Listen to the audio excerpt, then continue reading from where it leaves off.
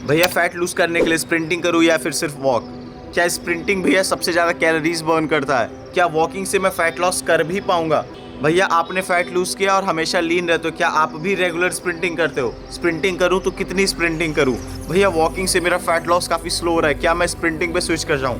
ऐसे कुछ सवाल हैं जो रेगुलर बेसिस पे मेरे भाई मुझसे पूछा करते हैं यूट्यूब पे और इंस्टाग्राम पे टेक्स्ट करके। तो जब भी मैं अपने इंस्टाग्राम पे ग्राउंड ट्रेनिंग या स्प्रिंटिंग की स्टोरी लगाता हूं तो मेरे भाई और बहन ये पूछते हैं। तो इस वीडियो में हम बात करने वाले हैं स्प्रिंटिंग वर्सेस वॉक।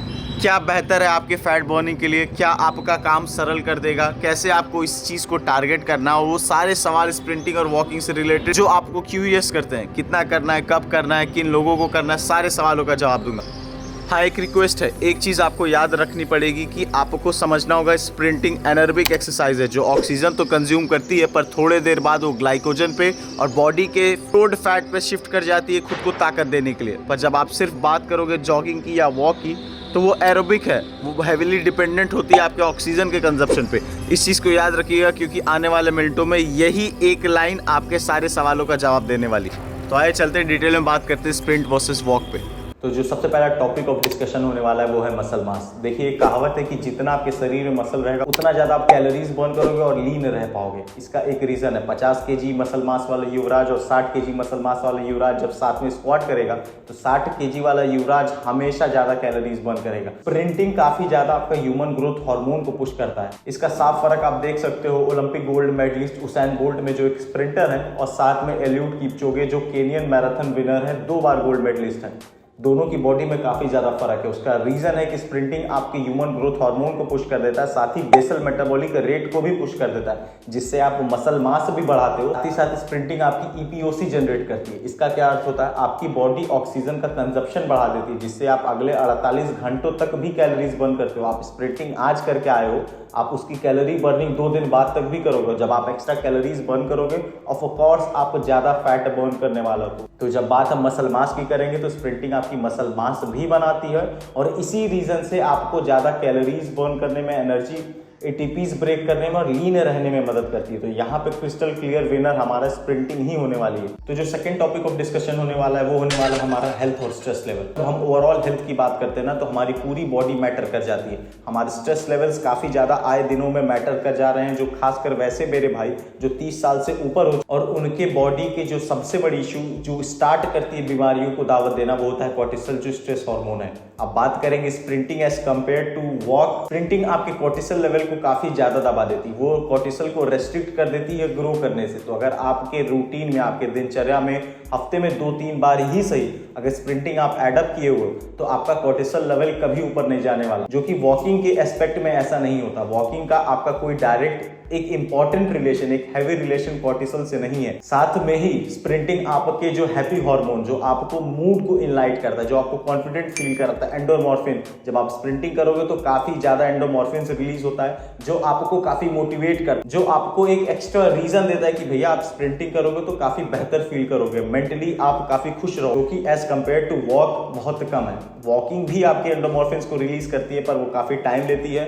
और इतना कम रहता है जो आजकल के मॉडर्न एरा के लोग उसको फील भी नहीं कर सकते। साथ में ही स्प्रिंटिंग आपके रेस्पिरेटरी और कार्डियक हेल्थ पे बहुत बड़ा इंपैक्ट देती है। आपके हार्ट और आपके लंग्स की ओवरऑल हेल्थ में काफी ज्यादा मदद करता है as comparatively to your walk. तो यहाँ पे भी क्रिस्टल क्लियर विनर आपका स्प्रिंटिंग ही होने वाला है। आपके हार्मोन्स लेवल अगर फिट होंगे तो ऑफकोर्स सी बात है कि आप ज्यादा से ज्यादा फैट बर्न कर पाओगे। फैक्ट आपकी शरीर कभी चर्बी को गेन ही नहीं कर पाएगी। आप फैट बर्न की बात कर रहे हैं, आपकी शरीर कभी अनहेल्दी हो ही नहीं पाएगी अगर ऑर्गन्स और हार्मोन्स आप मैनेज कर लो। तो यहाँ पे भी क्रिस्टल क्लियर विनर स्प्रिंटिंग ही होने वाला है एज कंपेयर। तो जो सबसे इंपॉर्टेंट और सबसे आखिरी टॉपिक होने वाला है डिस्कशन का वो होने वाला है सस्टेनेबिलिटी। स्प्रिंटिंग आपकी 1 मिनट में 60 से 75 कैलोरीज बर्न करा सकती है, जबकि वॉक आपको मेयरली अगर बहुत ही इंक्लाइंड वॉक भी करो ना तो 1 मिनट में 10 से 15 ही कैलोरीज बर्न कर पाएगी।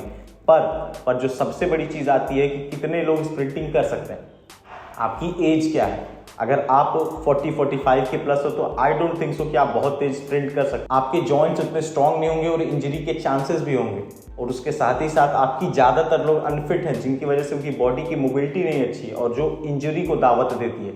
पर वो वॉक कर सकते हैं। उसके साथ ही ऐसे मेरे भाई जो यंग हैं, जिनकी बॉडी फ्लेक्सिबल है, जिनकी बॉडी में मोबिलिटी अच्छी है, जिनको इंजरी से कोई दिक्कत नहीं, उनकी जो सबसे बड़ी इशू हो जाती है कि स्प्रिंटिंग को आपको परफेक्टली एडजस्ट करना पड़ता है। जैसा कि आपको वीडियो के शुरू होने पे बताया था, स्प्रिंटिंग एनारोबिक है। इसका अर्थ इनिशियली वो भले ऑक्सीजन पे डिपेंडेंट रहे, पर जैसे ही आप कुछ सेकेंड कुछ मिनट आप स्प्रिंटिंग ट्रेनिंग को देंगे, वो आपके ग्लाइकोजन स्टोर और एटीपीज पे शिफ्ट कर जाएगी। स्प्रिंटिंग में खर्च की जाने वाली ताकत आपके शरीर से निचोड़ने लगेगी, और इसका जो सबसे बड़ा नुकसान होता है कि आपकी मसल ब्रेकडाउन होना चालू हो जाता है। अगर आप सही से स्लीप नहीं रखेंगे, सही से डाइट नहीं रखेंगे और स्प्रिंटिंग को परफेक्टली रूटीन में, परफेक्टली एक कैलकुलेटेड रूटीन में नहीं डालेंगे, जो कि ज़्यादातर मेरे भाई करेंगे, तो आपका मसल लॉस बहुत ज़्यादा होगा। और जैसा कि आपको बताया है, आपके फैट बर्निंग में, फैट लॉस में मसल की ज़रूरत बहुत ज़्यादा है। तो आप करने जा रहे थे फ़ायदा, पर कर लोगे नुकसान।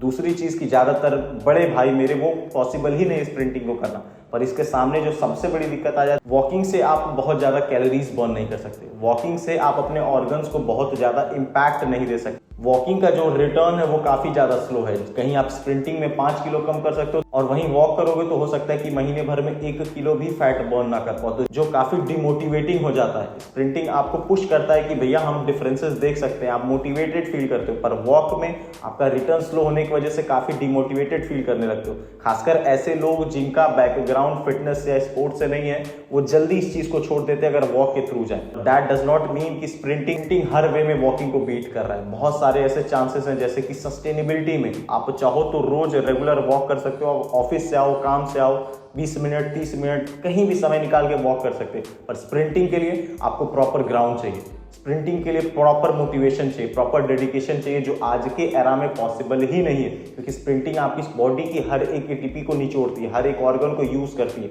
और जो सबसे बड़ी दिक्कत स्प्रिंटिंग के साथ आ जाती है, स्प्रिंटिंग और वॉक आपका फैट बर्न करने के लिए जरूरी है, पर मसल बिल्ड करने का आपको वेट ट्रेनिंग चाहिए। अगर आपने स्प्रिंटिंग की तो आपकी बॉडी ऑलरेडी थकी हुई है, अगले दिन आप जिम में जाके अच्छी ट्रेनिंग नहीं कर सकते, और जब अच्छी ट्रेनिंग करोगे नहीं तो मसल आप कैसे बिल्ड करोगे। और मैं सच बता रहा हूँ, आपके स्प्रिंट से लेके वॉक तक, इन दोनों से सबसे ज्यादा जरूरी है आपके शरीर में ओवरऑल मसल मास, जो सिर्फ वेट ट्रेनिंग से आएगी। देखिए, किसी के लिए स्प्रिंटिंग बेहतर हो सकता है, किसी के लिए वॉक बेहतर हो सकता है, पर समझना आपको मेरे भाई ये है कि आपको अपनी वेट ट्रेनिंग, स्प्रिंटिंग और वॉक को कैसे कैलकुलेट करें कि एक लंबे समय तक बिना गैप किए, बिना एब्सेंट हुए, बिना गोला दिए, इन तीनों चीजों को परफेक्टली कर पाओ।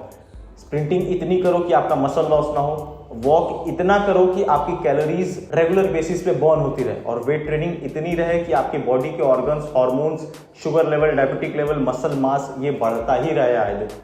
तो अगर हमसे पूछें कि स्प्रिंटिंग बेहतर है या वॉक, तो सबसे बेहतर जवाब होगा कि अगर आप वेट ट्रेनिंग, स्प्रिंटिंग और वॉक तीनों को कंबाइन कर लो अपने दिनचर्या, अपने शरीर के हिसाब से, तो सबसे ज्यादा फैट बर्न करने वाला। वीडियो यहीं तक थी। आई होप आपको कुछ सीखने को मिला हो, समझ में आया हो इसका पर्सपेक्टिव साइंटिफिकली और लॉजिकली भी। तो अगर वीडियो अच्छी लगी, लाइक जरूर करिएगा। आपके लिए फ्री है, बट मेरे लिए काफी वैल्यूएबल है। तो मिलते हैं अगली वीडियो में कुछ नई इन्फॉर्मेशन।